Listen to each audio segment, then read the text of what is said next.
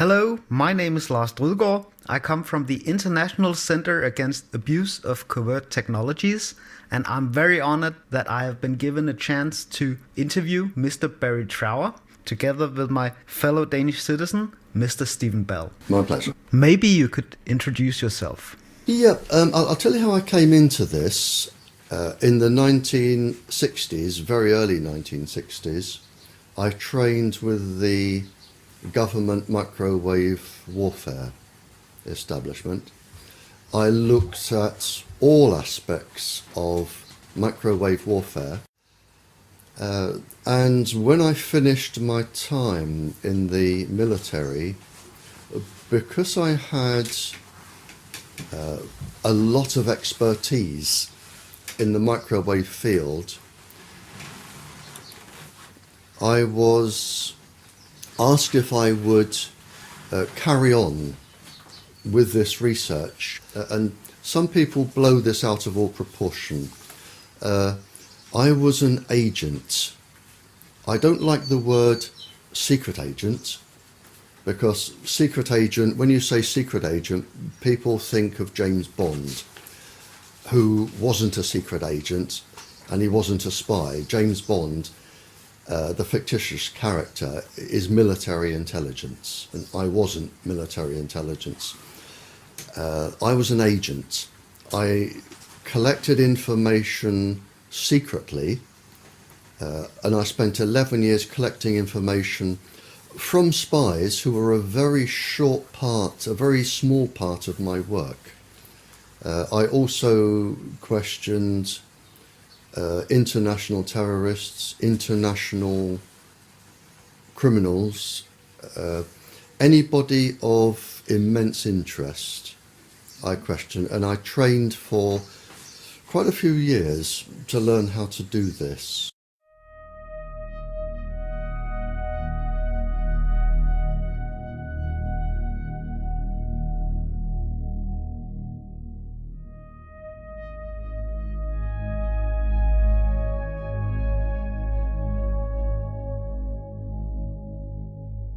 They found that there was an unusual number of breast cancers, childhood leukemias, other cancers, and they couldn't work out why.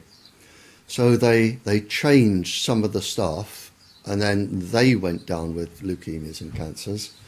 And again they changed the staff, and then they looked into this and found they were being microwaved. And this is where the United States became a little bit naughty. They decided to keep this quiet. The Americans used their own people as initial guinea pigs to develop their own weapons. And then when it was discovered what was going on, initially there was a denial that you always get. Then there was a cover-up report, and finally a very renowned professor, I think he has about 18 professorships, John Goldsmith, he wrote the definitive proper report and found that low-level microwaves were causing an enormous amount of cancers and leukemias and ill effects. And by then, everybody was leaping onto the microwaves as stealth weapons, and they go from there, which was the 50s, right up to and including the present day.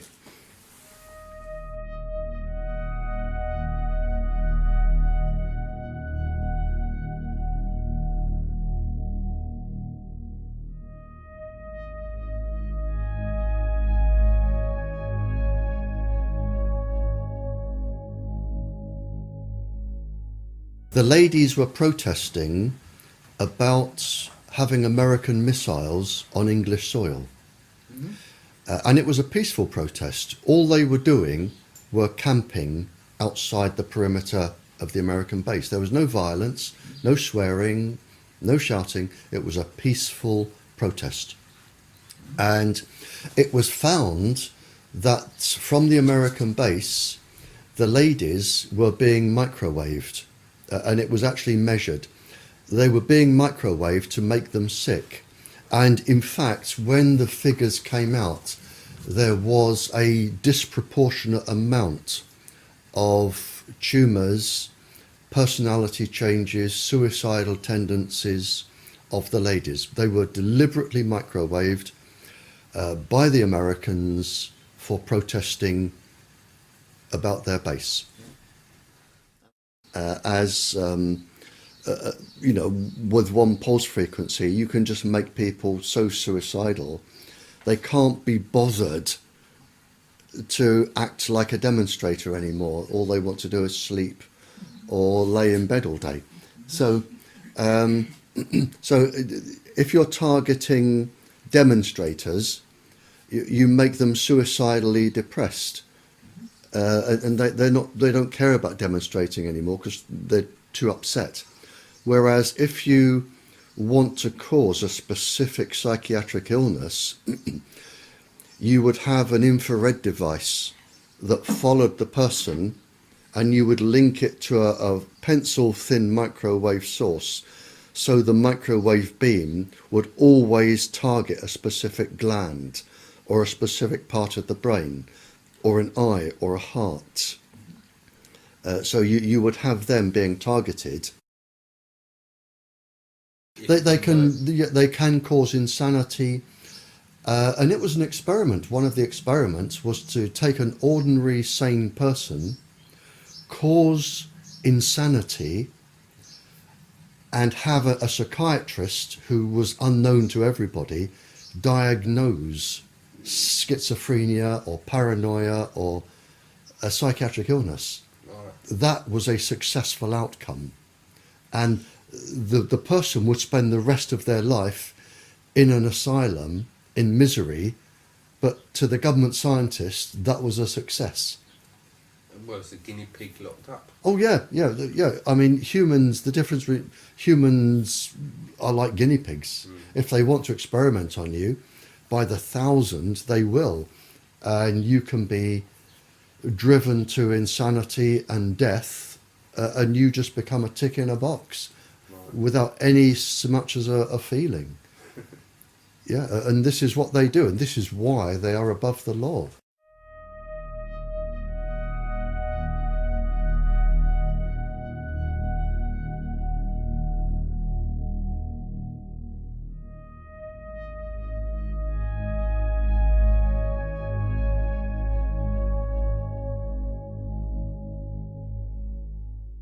It wasn't until around the 70s that this became secret.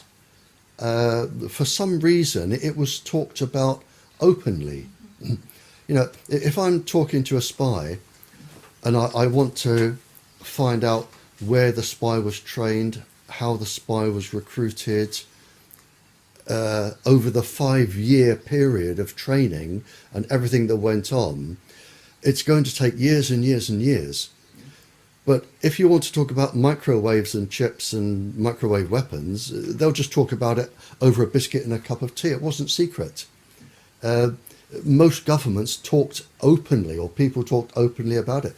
It wasn't until the 70s, mid-70s, that I think the full potential of this globally came into force.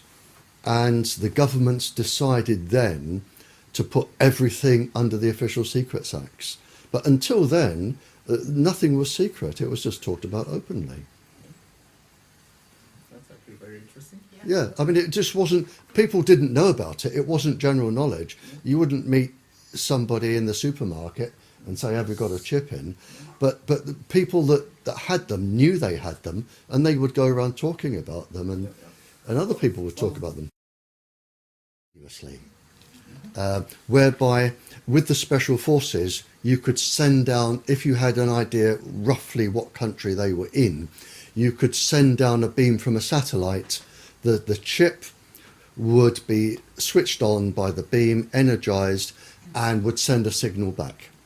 You've got that type of chip. The other type is when it is pulsing continuously to stimulate, let's say, a gland in the body at a set frequency to produce a specific chemical that will produce a specific biochemical response in the brain. So you can have one working permanently, and you can have them working intermittently, and you can have them that will only work if they are stimulated. Yeah, I mean, voices are the easiest ones because all you have to do is stimulate the cochlea with a set resonant frequency. It's very easy. Voices are very easy, and it isn't people imagining voices. They physically hear them. They physically hear, as I'm talking to you, my voice isn't inside your brain. My voice goes no further than an inch into your ear, no further at all. It's the electrical signal that makes you interpret how I sound. And once you've got this electrical signal, which can be a chip or lots of things, you can physically make people hear voices, certain voices. And it can be any conversation, and it can be anybody you want to hear. It can be a soft, angelic voice. It can be a god. It can be something that scares you, like a devil. It can be anything.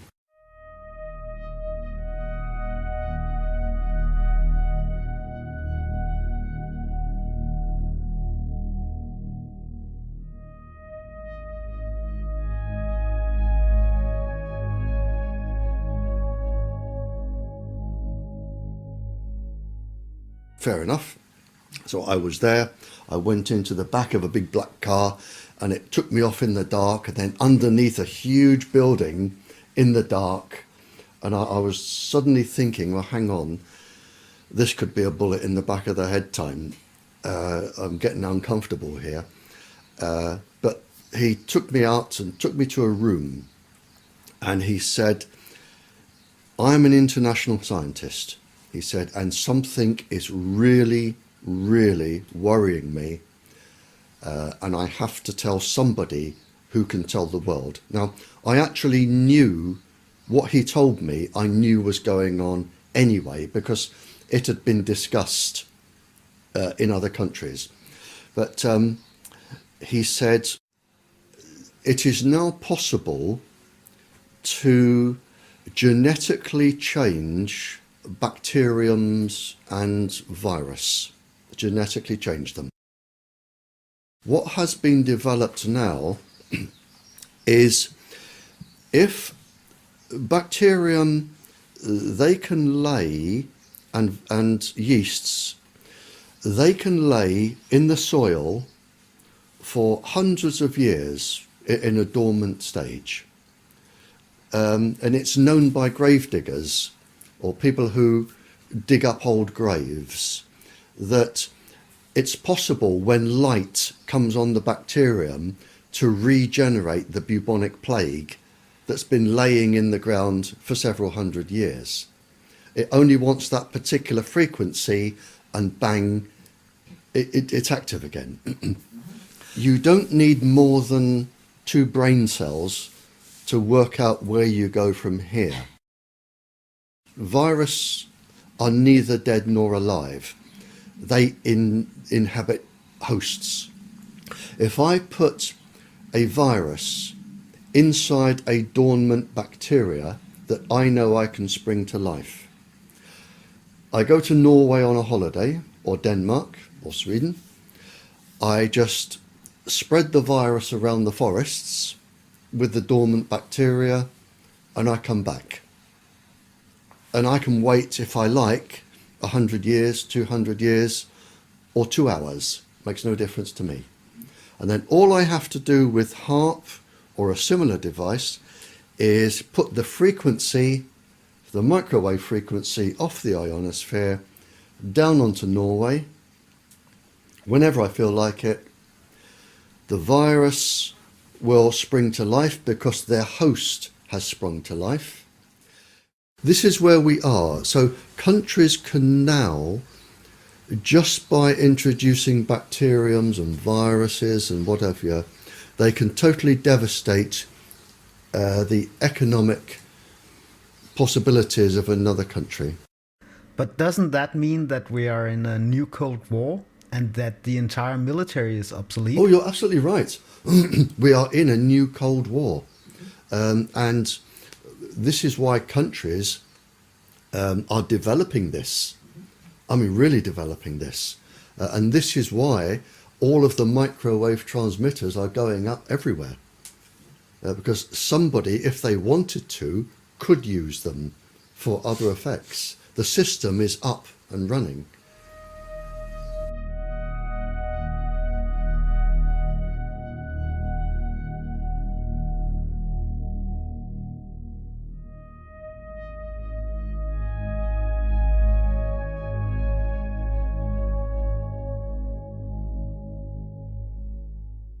In a 3-month period, I had 5 lady police officers in this house, all with cancer.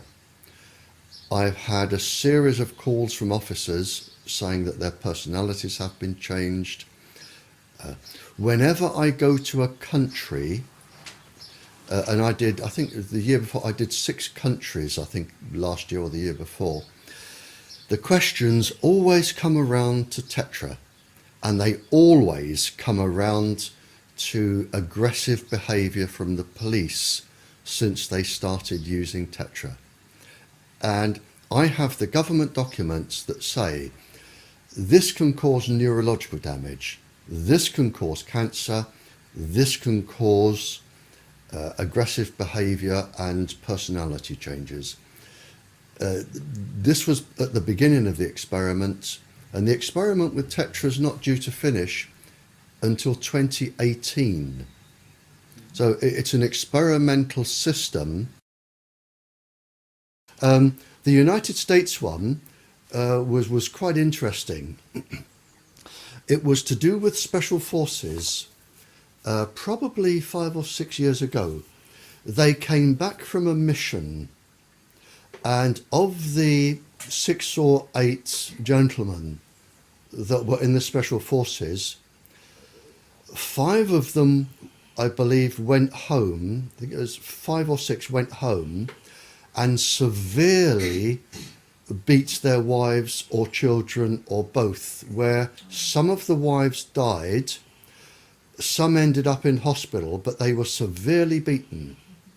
And it was believed that the communications apparatus they were using was in training the brain and stimulating violence. And this was Fort Bragg. Now, I either had a phone call from Fort Bragg or I had a phone call from the embassy to ask if I knew what frequencies could cause this.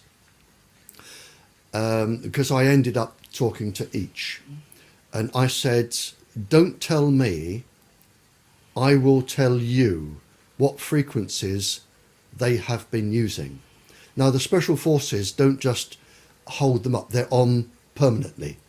So we're talking massive entrainment, far beyond what the ordinary person would suffer. But it induced such a level of entrainment and violence. So I told them what frequencies I believed they would be using. I sent them documentary evidence, and the whole thing was hushed over, and it was on the news, but then they obviously, I would imagine, changed the frequency.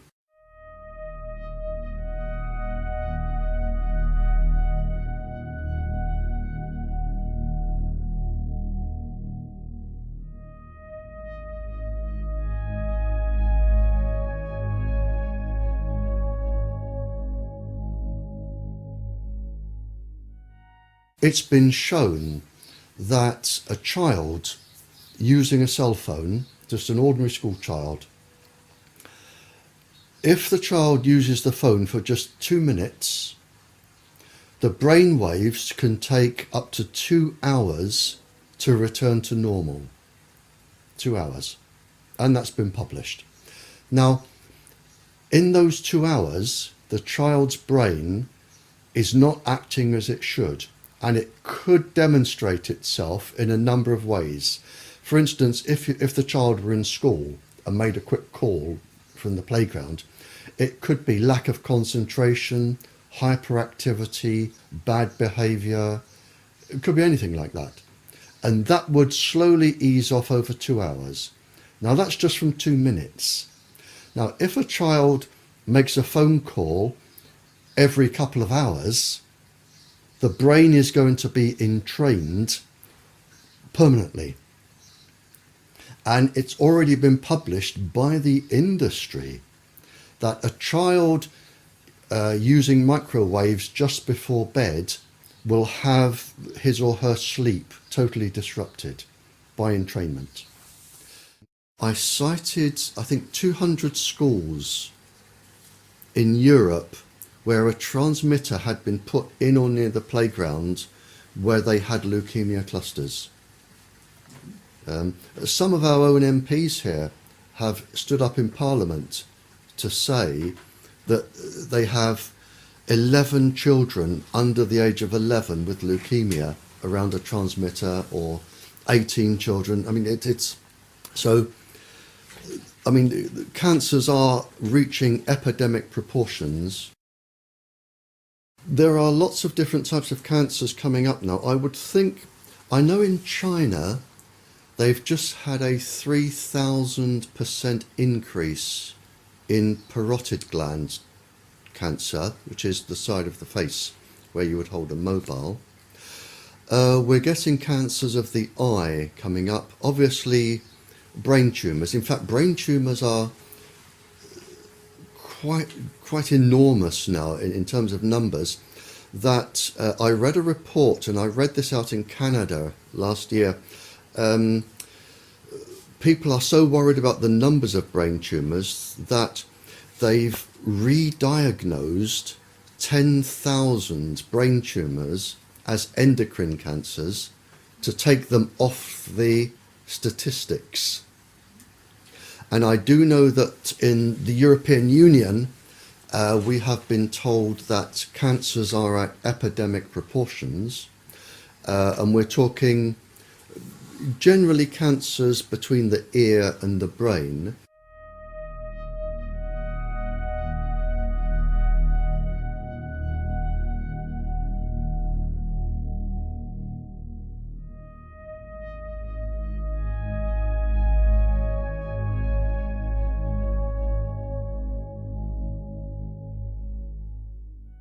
Years ago, our government said to its scientists, when it comes to microwaves, you will only talk about things to do with heat, and that is it.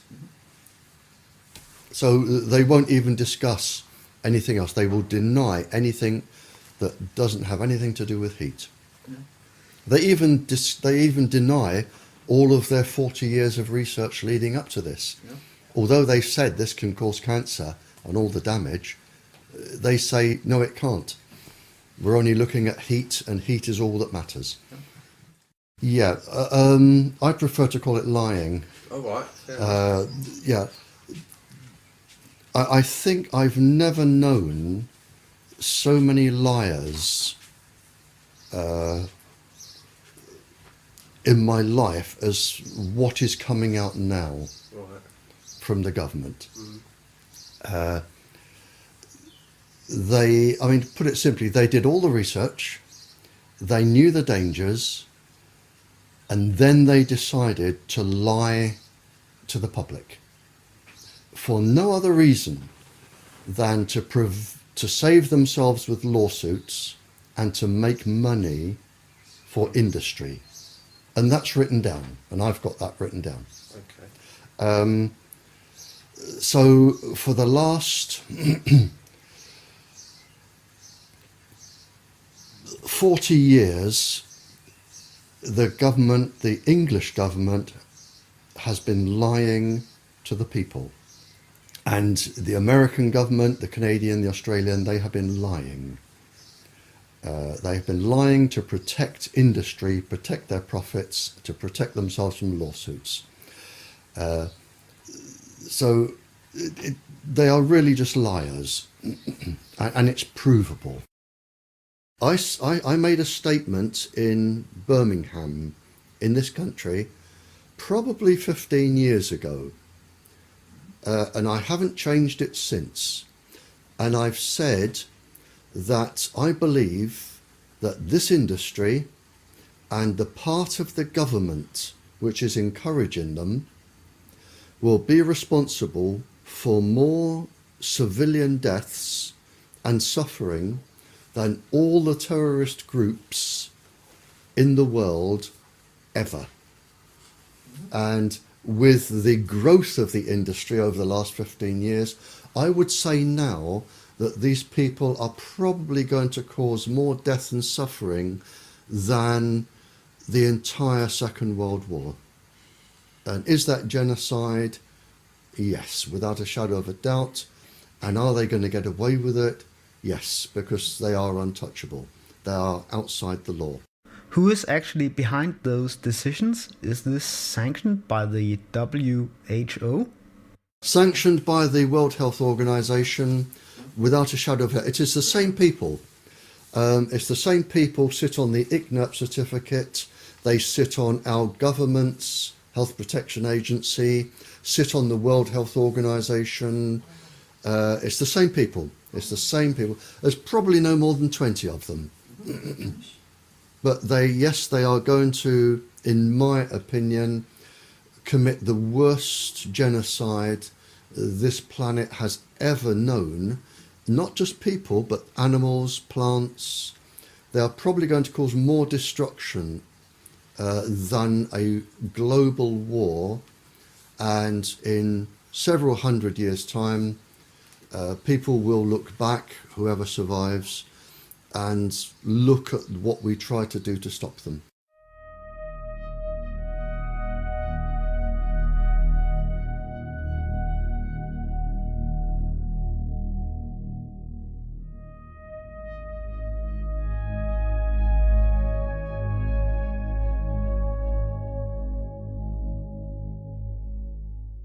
Operation Paperclip. At the end of the war, the scientists were pardoned, most of them. They were pardoned for all of the people they had killed, experimented on. They were given new identities, mostly in the United States. They were given new identities, lived an ordinary civilian life, very well paid, and they went to work in laboratories for the American government.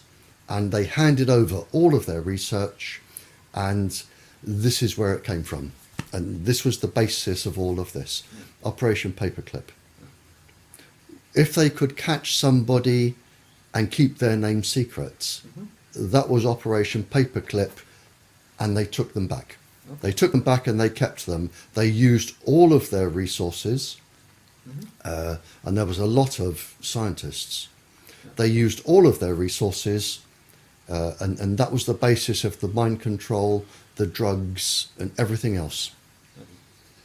I do know one experiment, just to give you some examples. I know that they found that with one of the subheadings was the microwaves on pregnant women. And they found that they could cause a 57.7 increase in miscarriages in pregnant women, which is just one experiment, you know. So what you're actually doing is killing 57% of all the children. Again, mixing microwaves or electromagnetic waves with LSD, lysergic acid, on 4-year-olds. they just experimented on people, causing any amount of suffering to the point of death. And if people ended up in metal cages or stone boxes for the rest of their lives, that was the way it was going to be, because they were allowed to be experimented on. But as I say, there is no boundary. There is nothing which, to me, is too low. I mean, if you're going to attack a uterus in a child, you can't get much lower. And this is what they were all about. At the end of the Second World War, a committee was formed by all of the Western Allies, the United States and Russia. And it was called the Nuremberg Treaty. And the Nuremberg Treaty was agreed by all the countries from the end of the Second World War. It was set up to stop people like Joseph Mengele, the Doctor of Death, in Bergen-Belsen concentration camp, where he experimented on twins. And they, from the Japanese torturing the American and the British and the European soldiers, the Germans experimenting, the Nuremberg Treaty was set up, and it's very defined and very succinct. And it says that no person may be experimented upon for any reason, and this includes microwave irradiation, for any reason without their consent. And before they give their consent, they must have full knowledge of the length of the experiment, the outcomes, any potential dangers, any potential ill healths. It must be fully understood and explained, and they must give individual consent. And this includes TETRA, which is an experiment that's going on until 2018 to look for cancer and brain damage. So everybody using TETRA is actually breaking the law, the people organising them. So that was set up. So experiments on people, service personnel, the police officers with TETRA, microwaves, it is all illegal according to the Nuremberg Treaty. As far as I know, the Nuremberg Code and the Nuremberg Treaty was created after the Nuremberg trials. Right, yep. And in the Nuremberg trials, there was a specific trial called the doctors' trials. Yep. Do you recall the sentencing of those trials? They were hanged. Yeah. And I've written it. I've written it in my papers, and I've said it on air in the radio. In fact, I said it, I was on international radio. It went out to 95 countries 2 Sundays ago.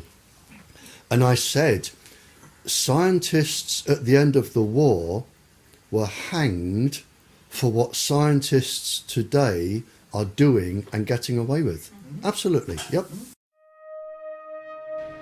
Sentences you to death by hanging at such time and place as higher authority may direct.